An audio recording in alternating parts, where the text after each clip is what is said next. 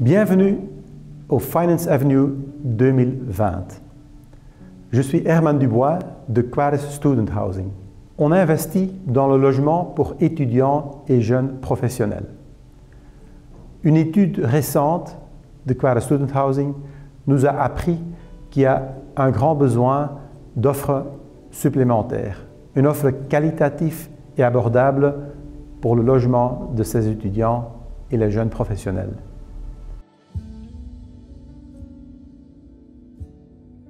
Uniquement en Belgique, presque 170 000 étudiants vivent dans les villes. Une évolution vers une offre augmentée qualitative et également quantitative est nécessaire. C'est la raison pour laquelle Quares Student Housing envisage de doubler son offre de chambres de presque 1000 chambres vers 2000 chambres. Nous sommes déjà actifs dans 4 villes en Belgique, dont Bruxelles, Anvers, Gand et Liège. L'étude dont je vous ai parlé nous a appris que uniquement à Bruxelles, il y a un manque de presque 18 000 chambres qualitatives et abordables.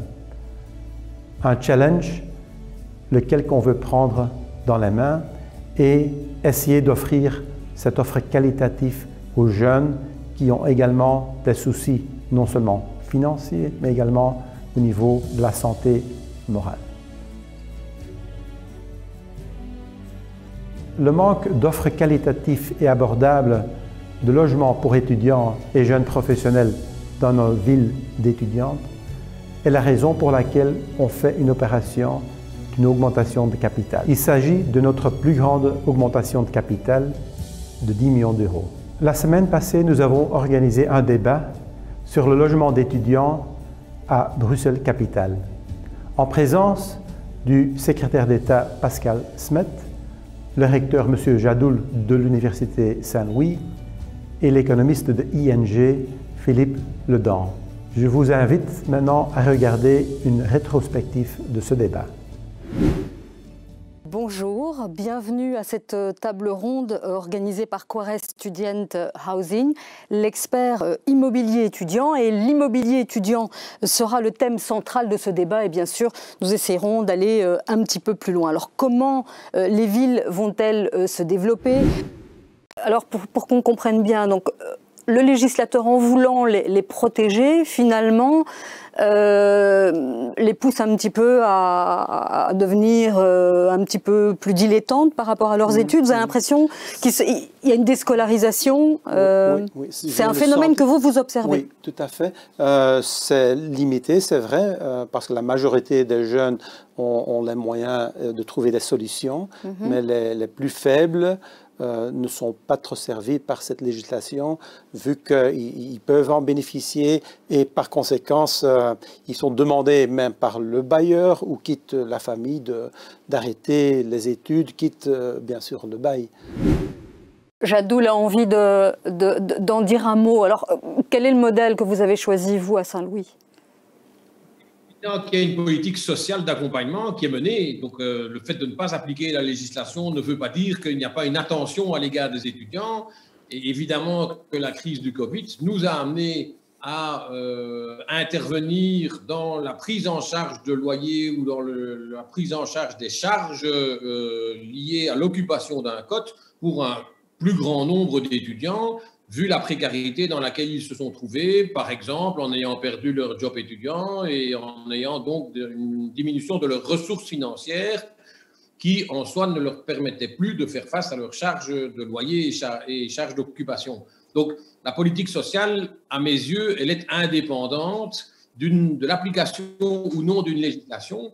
L'application de la législation est une chose, mais elle me paraît insatisfaisante et donc il est évident que mon université, mais je crois que c'est le cas de toutes, ont par ailleurs des politiques sociales de soutien des étudiants dans leur situation de logement.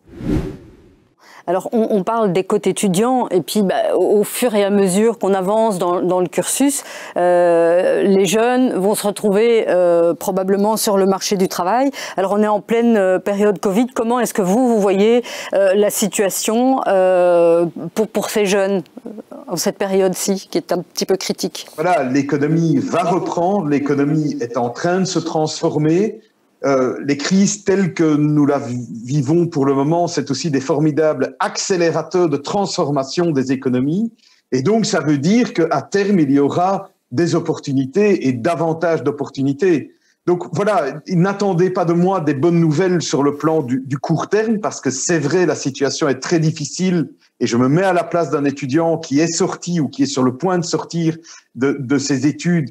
Oui, c'est vrai, on vit une période difficile. Maintenant, à l'échelle d'une carrière, je pense que voilà, les choses ne sont pas remises en cause par la crise que nous vivons aujourd'hui. Et je pense que c'est ça le message le plus important, comme pour l'ensemble des secteurs de l'économie, qu'on soit étudiant, qu'on soit travailleur, qu'on soit développeur, qu'on soit entreprise, qu'on soit institution, autorité publique. La situation est dure, elle va rester difficile, mais il faut vraiment voir cette lumière au bout du tunnel et cette capacité de nos économies à sortir de ce genre de situation.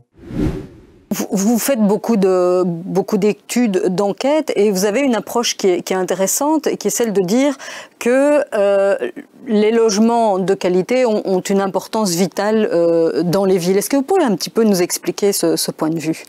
Au niveau qualitatif, c'est bien sûr le confort privé, mais également le confort de cohabitation, vivre ensemble, hein, surtout aussi pour la santé morale, bien évidemment la santé financière. Ça, c'est la qualité qui se transforme dans différentes solutions qu'il faut intégrer dans un projet, dans un quartier, avec la combinaison de la solution de mobilité. Une précision, c'est qu'aujourd'hui, sauf erreur, mais donc Herman Dubois pourra me compléter là-dessus, lorsqu'un opérateur veut lancer un projet et demander un permis, il doit assurer l'autorité publique de ce qu'il y a un intérêt derrière son projet, et l'intérêt, il vient d'une université, il vient d'une haute école, d'une communauté ou d'une autre, peu importe. Donc il y a là un souci des autorités publiques à ce que le marché ne soit pas inondé, j'allais dire, en pure perte pour tout le monde, tant pour la ville que pour l'opérateur de cote qui serait inoccupé. Donc il y a une vraie relation qui doit exister entre un opérateur qui a un projet et des établissements d'enseignement supérieur qui manifestent un intérêt. Les cotes à Bruxelles en particulier, ce sont des maisons unifamiliales qu'on saucissonne et qu'on met à la location parce que c'est plus rentable que de louer toute la maison. Est-ce qu'il y a une politique? Est-ce que c'est en train de changer ou est-ce que c'est encore ce schéma-là aujourd'hui? Il faut faire une distinction, là, malheureusement, un peu aussi entre communautés néerlandophones et francophones à Bruxelles. Depuis plus longtemps, côté néerlandophone, maintenant le côté francophone essaye de rattraper un peu. Il y a la ASBL BRIC à Bruxelles qui a regroupé un peu l'offre des cotes à Bruxelles pour les néerlandophones. Et mis des standards de qualité. Quand ils sont sur leur liste, il y a quand même de normes minimales de qualité qui sont respectées. Maintenant, le défi à Bruxelles est de construire de nouveau et rénover. On voit qu'il y a des projets, je vais le dire, quand je regarde rapidement les projets qui sont en cours actuellement, c'est quand même la construction un peu moins de 2000 nouveaux places, de nouveaux cotes, 2000 cotes, c'est pas assez peut-être encore, mais il y a un souci chez certaines communes à Bruxelles, et le souci est le suivant, qu'on construit les cotes, mais après quelque temps, ça ne devient plus des cotes, mais ça devient des logements pour les gens ordinaires et faire un peu logement moins qualité pour les gens ordinaires. Et ça, le défi est pour faire en sorte qu'on construit des cotes étudiants, que ça reste vraiment pour des étudiants à plus long terme. Alors, on a bien compris que voilà, c'était important. On va créer des nouveaux cotes étudiants. Mais comment faire sans s'appuyer sur les services des universités pour avoir quand même un loyer abordable pour les étudiants? Parce qu'on en parlait en début de débat. Souvent, c'est une population qui n'a pas beaucoup d'argent. Investir dans de l'immobilier, ça coûte des fortunes, c'est des montants très importants.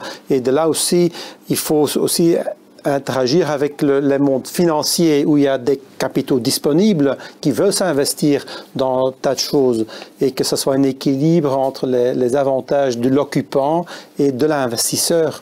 Et un élément qui peut aider, c'est que, parce que le terrain fait quand même la moitié de la valeur d'un investissement immobilier, s'il y a des terrains qui sont disponibles de la ville, du pays, des universités qui sont mis à disposition via des amphithéoses sur du long terme et que l'investissement se limite à la construction. Un exemple qui se réalise, qui est lancé à Liège par exemple. Ça, c'est des solutions qu'on peut trouver en collaboration avec le public. J'espère que ce débat vous a appris quelque chose. Et je vous invite à investir dans les actions de Quares Student Housing, un investissement qui résiste à la crise. En même temps, nos équipes s'occupent de la location et la gestion des immeubles. Vous pouvez inscrire dans les nouvelles actions de Quares Student Housing à partir de 102 200 €. Un rendement escompté de 5% par an sur un horizon jusqu'à 2026. Également, on vous propose une obligation convertible pour une durée de 3 ans avec un rendement de 2% brut par an. Je vous invite à nous rejoindre dans cette croissance de Quares Student Housing et d'offrir avec nous un logement abordable et qualitatif aux étudiants et jeunes professionnels. Je vous souhaite encore une belle journée et que vous apprendrez beaucoup au Finance Avenue 2020. À bientôt.